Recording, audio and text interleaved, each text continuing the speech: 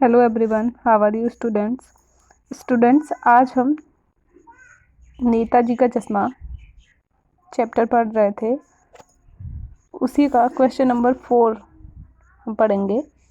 Question है, पान वाले का एक रेखा चित्र प्रस्तुत कीजिए।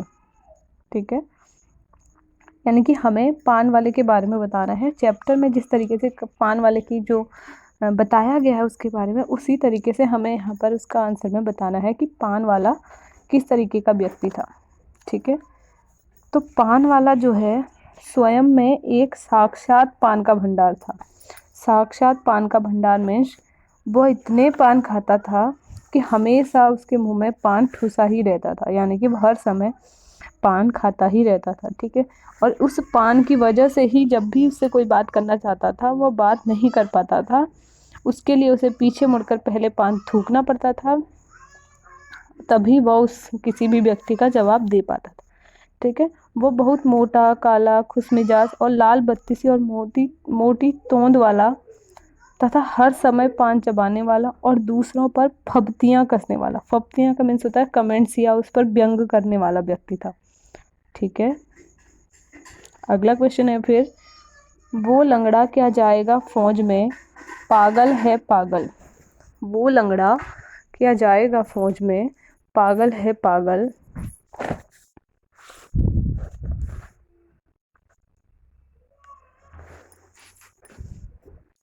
पान वाले ने जो कैप्टन के प्रति यह बात कही है उस पर आपको अपनी प्रतिक्रिया लिखनी है। ठीक है, ये क्वेश्चन एक इम्पोर्टेंट क्वेश्चन है कि वो लंगड़ा क्या जाएगा फौज में, पागल है पागल। तो कैप्टन के प्रति जो पान वाले की यह टिप्पणी है उस पर आपको अपनी प्रतिक्रिया लिखनी है या उस पर अपनी आपको बात लिखनी है कि पान वाले ने कैप्टन के लिए जो ये शब्द बोले, क्या उसे ये बोलने चाहिए या नहीं। ठीक है, तो आंसर है इसका कि पान वाले ने जो ये टिप्पणी की वह बहुत ही व्यर्थ टिप्पणी की। क्यों? क्योंकि हमें क्या करना चाहिए, किसी भी व्यक्ति की भावनाओं का सम्मान करना चाहिए। ठीक है, चाहे वो व्यक्ति शारीरिक रूप से कमजोर हो, चाहे वो व्यक्ति मानसिक रूप से कमजोर हो, लेकिन हर व्यक्ति के अंदर कोई ना कोई भावना जरूर होती है और हमें उस भावना के का क्या करना चाहिए, सम्मान करना चाहिए। जैसे कैप्टन जो है हमेशा नेताजी की आंखों पर चश्मा लगाया करता था और उससे क्या पता चलता है कि वह क्या है, एक देशभक्त है या उसके अंतर्गत देशभक्ति की भावना है।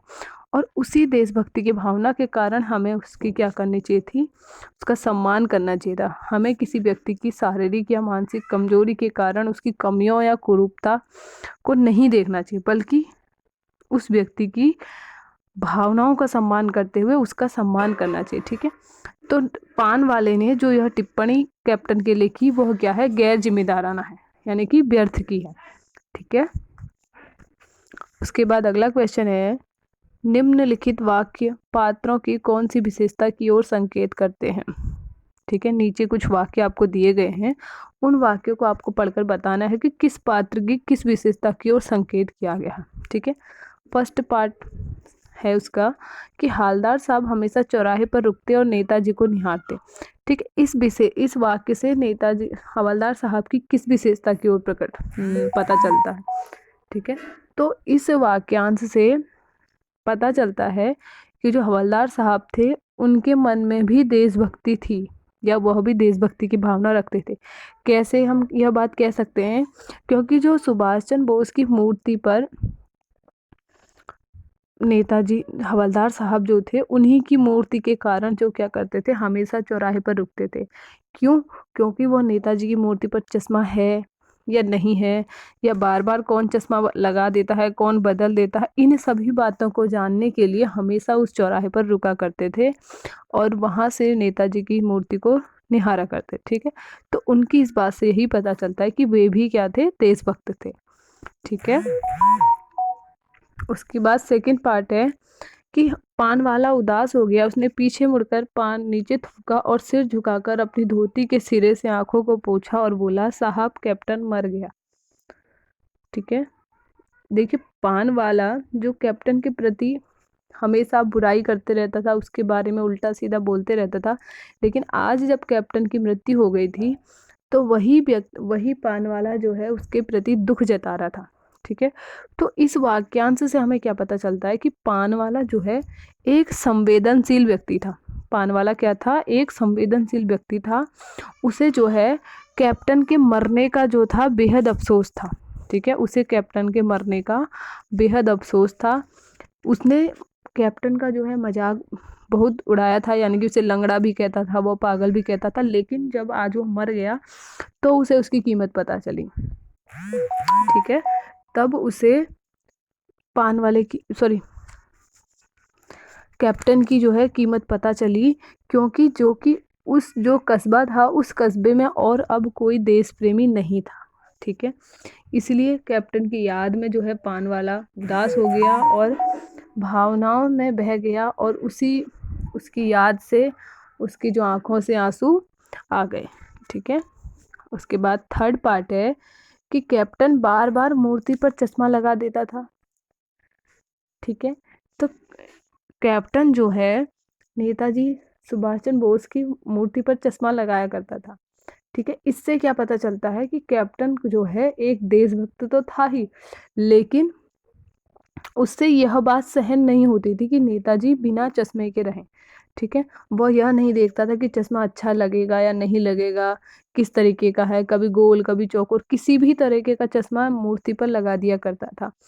इसीलिए क्योंकि उससे उस मूर्ति को बिना चश्मे के देखना सहन नहीं था या उसे अच्छा नहीं लगता था, इसीलिए वो हमेशा उस मूर्ति पर चश्मा बदल दिया करता था। इसी बात से पता चलता है कि वो कितना अच्छा देशभक्त था। ठीक है, उसके बाद क्वेश्चन नंबर 7 है, जब तक हवलदार साहब ने कैप्टन को साक्षात नहीं देखा तब तक उसके मानस पटल पर उनका कौन सा चित्र रहा होगा, अपनी कल्पना कीजिए।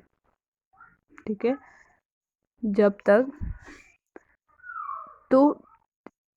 जब हवलदार साहब पान वाले से कैप्टन के बारे में सुनते हैं तो उनके दिमाग में क्या क्या बातें आती हैं, यानी कि उन्होंने सिर्फ अभी कैप्टन के बारे में सुना है, उन्होंने कैप्टन को साक्षात नहीं देखा, यानी कि फेस टू फेस उसे नहीं देखा, सिर्फ सुना है उनके बारे में।